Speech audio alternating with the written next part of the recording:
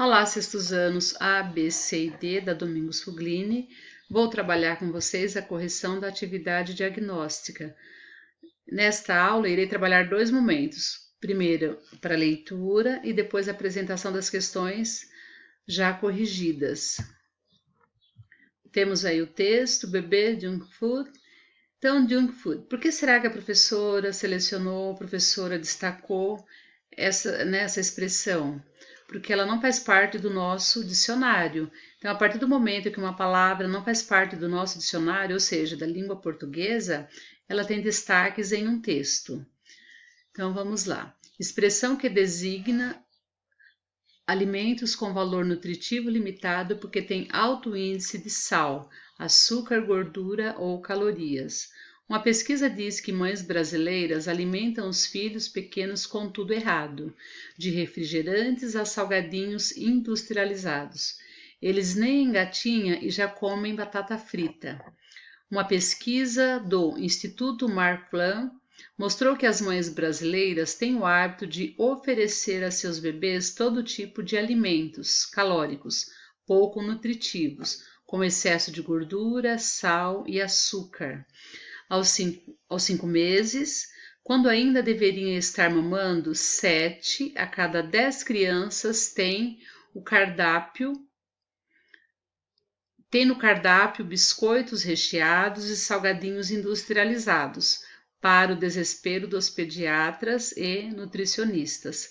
A falta de tempo não é desculpa. A maioria das 1.200 entrevistadas em 5 capitais não trabalha fora. A dieta politicamente incorreta também não escolhe classe social. As mães acham mesmo que refrigerante na mamadeira pode ser bom para seus filhos.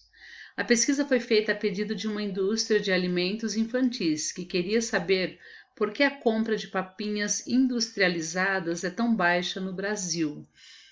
Acabou contribuindo para a descoberta de que as mães precisam ter mais informações sobre o que dar a seus bebês. São vários os prejuízos de uma alimentação incorreta. A curto prazo, a criança pode ter cáries e no futuro pode desenvolver problemas cardiovasculares, ou seja, problema do coração, a hipertensão, pressão alta e a obesidade, em decorrência dos excessos de gordura e sal.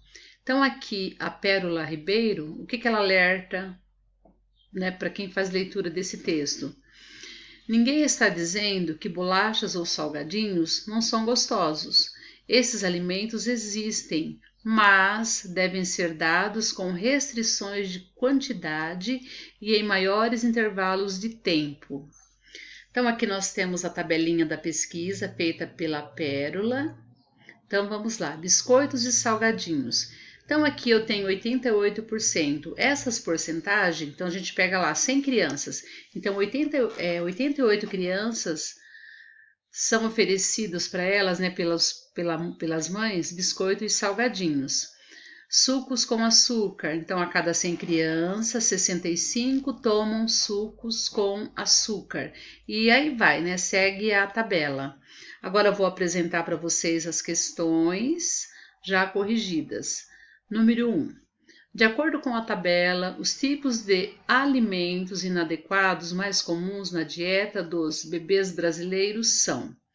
Então, nós temos aí, letra A, B, C e D. Então, vocês teriam que assinalar uma. Então, aqui uma dica para vocês. Aqui está falando os tipos de alimentos, então não é apenas um. Eu sei que bolos e refrigerantes está no plural, mas aí eu ficaria entre as batatas fritas e os biscoitos. Aí a gente volta para a tabelinha de vocês. A tabelinha tá lá, biscoitos e salgadinhos 88% e batatas fritas 37%. Então a resposta certa seria biscoito e salgadinhos. Por quê? Porque é a quantidade maior de porcentagem. Vamos para número 2. De acordo com as informações transcritas no texto, pode-se concluir que os cientistas indicam o consumo de, ou seja, será que eles indicam o consumo de bolachas e salgadinhos? Será que eles propõem o consumo controlado de alguns alimentos? Eles proíbem o consumo de gordura e sal? Eles não proíbem. O que eles fazem? Eles deixam um alerta, né, para o leitor. Ou a letra D, sugere o consumo de alimentos em maior quantidade. Então aí também já não é, né, essa alternativa, não seria essa alternativa, porque eles não sugerem o consumo de alimentos em maior quantidade, eles sugerem menor quantidade com um intervalo maior. Então a correta aqui, letra B. 3. Esse texto trata principalmente da alimentação infantil inadequada, do aparecimento de cáries em crianças, da obesidade infantil ou de pesquisas sobre alimentação. Então, o correto é a letra A, porque tudo bem que no texto é citado o aparecimento de cáries, também fala da obesidade infantil e não é uma pesquisa sobre alimentação. Na verdade, é uma crítica, né, às mães que não oferecem para os seus filhos alimentação adequada. Então, o correto é a letra A. 4.